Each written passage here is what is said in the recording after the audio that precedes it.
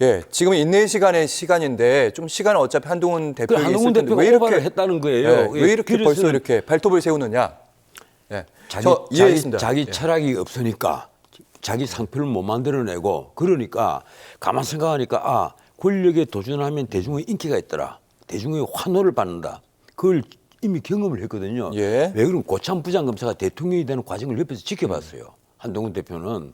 그러니까 자기에게도 이제 기회가 왔다. 내가 보기엔 그런 거예요. 내가 보기에는 정말 어리석은 겁니다.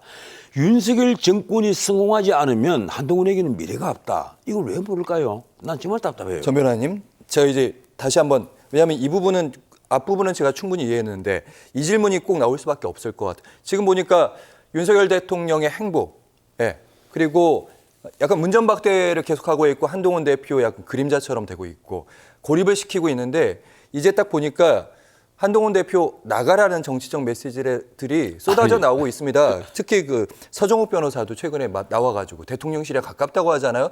한동훈 대표 뭐 탈당 뭐 이런 얘기도 나오고 사표 이런 얘기도 나오고 벌써 친윤 쪽에서는 벌써 다음에 누구를 올릴 것인지 그런 얘기들도 나오고 있던데. 아니 글쎄 문전박대라는 표현을 했는데 한번 생각을 해보세요.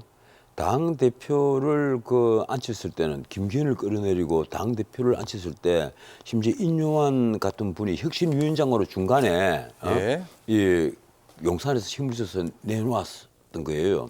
그래서 한동훈을 작년 12월 20일경에 이 비대위원장으로 와서 총선을 지휘하게 했잖아요.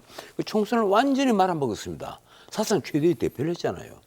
물론 그 대표를 한 데는 윤 대통령도 책임이 굉장히 있고 그걸 한동훈 대표가 너무 전략이 없었기 때문에 난 둘 다의 책임이 다 있다고 봐요. 그런데 문제는 그래 놓고 나서 이런 이제 김건희 갈등 같은 게 생기면 이걸 본인은 철저하게 한동훈 대표는 윤 대통령에게 모조리 다 뒤집어 씌우면서 이걸 이용을 한단 말이에요. 윤 대통령이 보기에 그렇다는 겁니다. 심지어 이게 그 정무수석에게 나 대통령과 독대자를 마련해 달라 이러고 나서 그 다음에 한 말이 이걸 언론에 흘리겠다. 내가 언론에 얘기할 수밖에 없다. 기억납니다. 그래 그 말을 윤 대통령이 들었을 경우 어떻게 됐겠어요? 이자가 나에게 이제는 정면에서 공격을 하는구나.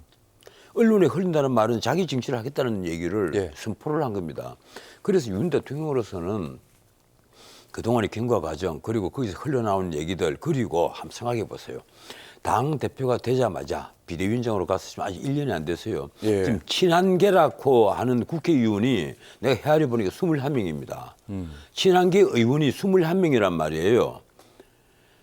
그리고 당 지도부를 구성해 놓은 사람들 그렇잖아요. 초선 비례대표에다가 전부 다 이게 어떤 권위를 갖고 있는 당의 지도부라고 볼 수 없는 문자 그대로 한동훈을 호위한 호위무사들만으로 지금 지도부를 구성해 놓았단 말이에요. 물론 그 중에는 친윤계도 있습니다만 이러니까 윤 대통령으로 봐서는 이제는 한동훈 대표가 함께 길을 가는 동지가 아니라 보면 내부의적이에요. 근데 여기서 진짜 한동훈 대표가 나가게 되면 그건 윤석열 대통령 그리고 용산 입장에서 도움이 안 되지 않습니까? 글쎄요. 그런데 어차피 우리 정치판은 이제 11월 달이 며칠 있으면 11월 달이 되는데 문자 그대로 격동의 11월 달이 될 겁니다. 저는 이 11월 달을 굉장히 좋아하는 달인데 뭐 11월도 죽은 달이고 해서 굉장히 가슴 아픈 달이기도 하고 어쨌든 11월 달 이재명 대표 선거도 있고 막 그렇다는 말씀이시죠? 11월 달은 엄청난 격동의 시간이에요.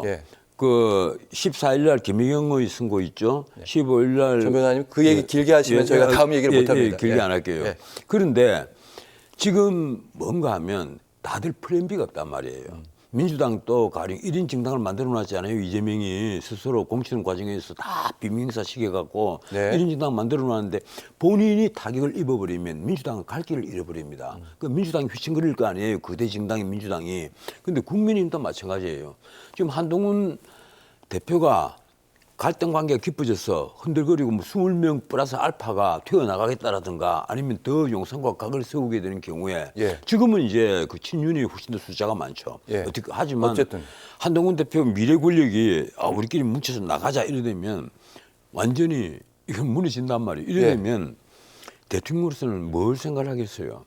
대통령은 당연히 정계 개편을 생각합니다. 이 헌법을 바꿔서 통치 구조를 완전히 바꿔버린다든가 아니면 또 다른 이 통치 구조를 두고라도 또 다른 뭐 정계 개편 완전히 내각보다 또 완전히 바꾸고 그리고 이게 집권 여당부터 완전히 쇄신을 하고 뭐 새롭게 건설을 하는 예. 그런 민주당 또 어차피 와해가 될 테니까 아예 상전벽해가 11월 달에 있을 예. 것이다. 그걸 보고 있을 것이다. 윤 그래서 대통령이. 지금 아마 그 윤석열 대통령도 고민이 굉장히 깊으실 거예요. 이걸 어느 길을 걸어가야 될까. 알겠습니다. 본인도 아직까지 결정을 못 내리고 여기저기 자문을 많이 구하고 있을 거예요. 알겠습니다. 근데 그 자문하는 그룹이 뻔하단 말이에요.